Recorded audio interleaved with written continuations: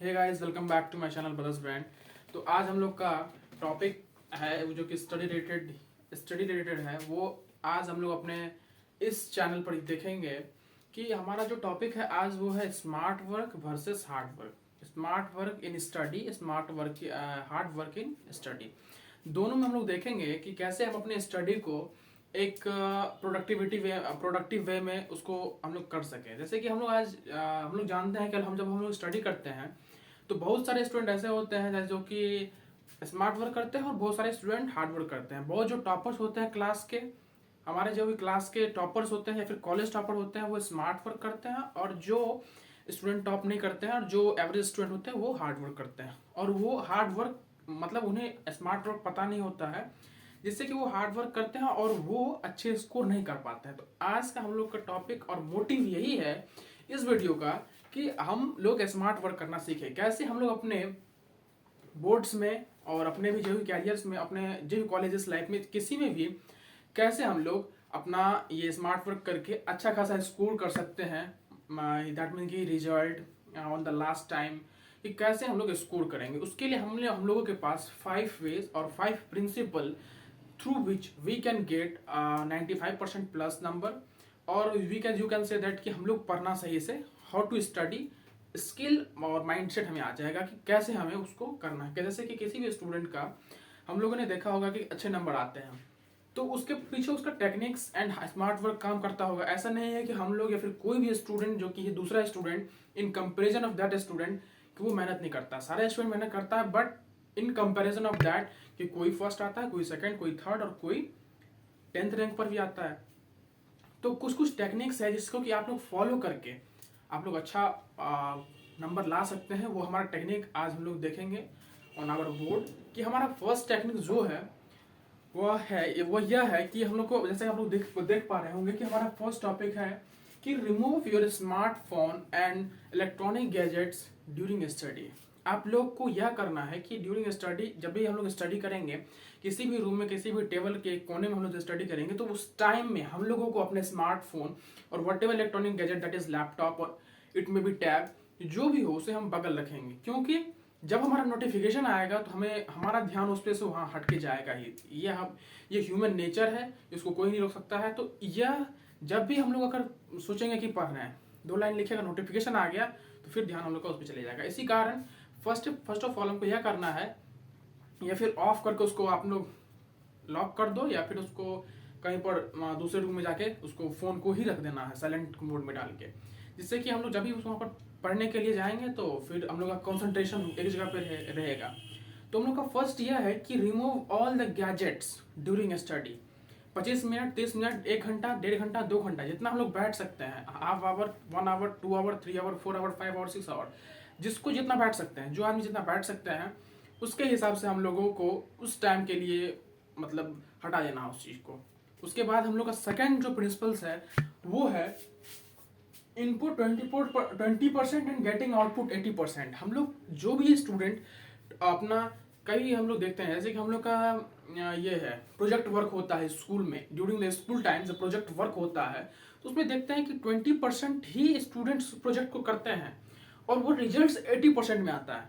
कि हम लोग वो 20% स्टूडेंट बनाते हैं उस प्रोजेक्ट को और उसको उसमें से जो छटता है तो वही 80% में चला जाता है। दैट इज कि हमारा जो रिजल्ट जैसे कि स्कूल को रिप्रेजेंटेशन में आता है, जैसे कि हमारा जो रिजल्ट आया 20% स्टूडेंट ने बनाया, उसे सारे मिलकर 20% स्टूडेंट ने उसे कवर किया सारे प्रोजेक्ट को, और उसमें से जो निकल कर आया कुछ, तो वही हम लोग के स्कूल के नाम को रिप्रेजेंट करता है कि from this school this project has been represented. और जैसे कि हम लोग कोई शॉप को देखते हैं तो वहाँ 20% कस्टमर ही उसके प्रॉफिट को बनाता है। तो सिंपली यही है। उसके बाद हम लोग का थर्ड टेक्निक है वो है कि पोमोडोरो टेक्निक। आप लोग ये जानते होंगे पोमोडोरो टेक्निक यह है कि पोमोडोरो टेक्निक में सिंपली यह होता है कि जब भी हम लोग स्टूडेंट, कोई भी स्टूडेंट अगर काम कर रहे हैं और कोई भी स्टूडेंट अगर उसमें अपना पढ़ाई कर रहे हैं, तो उसमें एक चीज जरूर होगा कि वो कोई भी स्टूडेंट ऐसा नहीं है कि जो भी टॉपर्स होंगे रिव्यू देते हैं, वो तो मैं नहीं जानता हूँ, पर यह गारंटेड है कि वो ऐसा नहीं करते होंगे कि 1 घंटा 2 घंटा टोटली मतलब कि एक पैर पे बैठ सकते हैं। उन्हें यह नहीं हो सकता वो चेयर छोड़ेंगे ही नहीं। चेयर सब छोड़ता है, सबसे नहीं हो पाता उतना देर बैठना। तो इसी कारण हम लोग 25 मिनट का एक शेड्यूल बनाएंगे।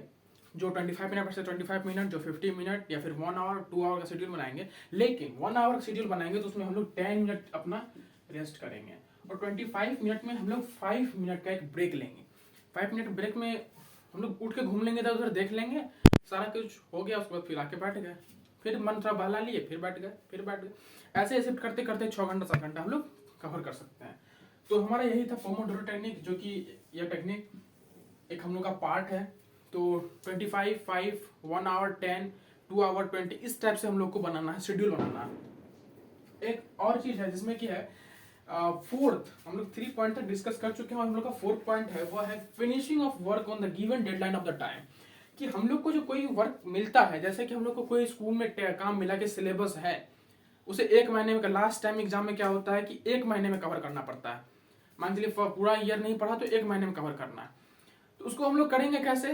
तो हम लोग का डेडलाइन सेट होता है कि जैसे 1 को कितना पढ़ना, सेलेक्ट 1 कट कर दिए, 2 कट कर दिए, 3 कट कर दिए, 4, 5, 6, 7, ऐसे ऐसे हम लोग डेट कट करते चले जाते हैं और हमारा काम होता चला जाता है। वैसे ही हम लोग अगर हम लोग को याद आता है कि सिलेबस मुझे एक साल में लास्ट में ही खत्म कर देना है, तो वो होता है कि हम लोग होते कि खत्म हो जाएगा, लेकिन टाइम नजदीक आता चला जाता है और हम लोग उसको फिनिश नहीं कर पाते हैं और लास्ट टाइम में, एग्जाम टाइम में बर्डन हो जाता है। तो हम लोग का यही है। तो इसी कारण हम लोग जब भी वर्क करेंगे तो अपना डेडलाइन सेट करेंगे 30 days, how many topics, how many theories and how many workouts we will do in that very time.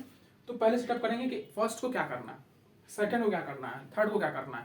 तो इस हिसाब से कि पहले 5 दिन में हमें थ्योरी कंप्लीट करनी है, फिर 3 दिन में वर्कआउट कंप्लीट करना है, फिर लास्ट दिन अपने आप को चेक कर लेना है। इस टाइप से हम लोग उसको चलते जाएंगे और डेज को कट करते चले जाएंगे, एक सिंपल सा साइड में कैलेंडर लेकर। इसी तरीके से हम लोग इसको कवर कर सकते हैं, मतलब कि किसी भी टाइम को हम लोग अपने डेडलाइन से बढ़ने नहीं देना। That our 4th point. And one that is our last point कि एक्टिव रिकॉल हम लोग का सबसे लास्ट पॉइंट है कि किसी भी चीज, जितना काम हम लोगों ने किया उसे एक्टिव, मतलब टाइम टू पर रिकॉल करते जाना। कि कोई भी काम जब हम लोगों ने उसको फिनिश किया तो उसको टाइम पे याद करके उसको रिकॉल कर लिया। कि मतलब रिवीजन, दैट इज कि रिवीजन इसी तरह बोलिए कि सारे पार्ट को करते गए फिर उसको रिवाइज करते गए, रिवीजन ऐड करेंगे, फिर हमको आगे बढ़ते चले जाएंगे। और यही है एक्टिव रिकॉल। यह है कि जैसे कि हम लोग नॉर्मल लैंग्वेज समझ सकते हैं, कभी भी हम लोग always understand all the theory and after all thinking of on it make the notes of all. हम लोग सारे थ्योरी कंप्लीट कर लेंगे सारा, जैसे कि हम लोग लेक्चर कवर किया, हम लोगों ने लेक्चर कवर किया, उसको समझा हम लोगों ने, पर वो जो लिखना है हमें, वो हमें अपने लैंग्वेज में लिखना है। दूसरे के लैंग्वेज, टीचर के लैंग्वेज में लिखेंगे तो हमें समझ नहीं आएगा। बट जो टीचर का एक सिंपल लैंग्वेज होता है तो उसको लिख सकते हैं और उसको हम लोग रिकैप कर सकते हैं ड्यूरिंग द एग्जामिनेशन टाइम। और during the examination point of view ये हम लोग के लिए बहुत अच्छा होगा कि जो टीचर का ही है उसे कवर कर लेंगे। बहुत सारे होते हैं कि अच्छे स्टूडेंट होते हैं तो उनके भी नोट्स आप लोग कवर कर सकते हैं, लेकिन अगर हम लोग फर्स्ट दिन से क्लास कवर करेंगे तो हमको उसका जरूरत नहीं पड़ेगा। बट जो अच्छे टॉपर्स हैं उनके आप नोट देख सकते हैं, कवर करना नहीं देख सकते हैं, और उससे आप कुछ अपना भी उसको ज्ञान कर सकते हैं कि हमको उसमें से क्या निकालना है, क्या रखना है, कि आप लोग वो अपना बना सकते हैं। जो कि लास्ट टाइम में 1 मंथ और 2 मंथ के लिए ही, मतलब पहले उनको एग्जाम से पहले उनको पता चला कि एग्जाम है और करना है तो उसको कर सकते हैं। बट और आप लोगों को ये कि पहले सारे थ्योरी को समझना है, उसके बाद उसके नोट्स बनाने हैं खुद के माइंड से, खुद के लैंग्वेज में सेटअप करके।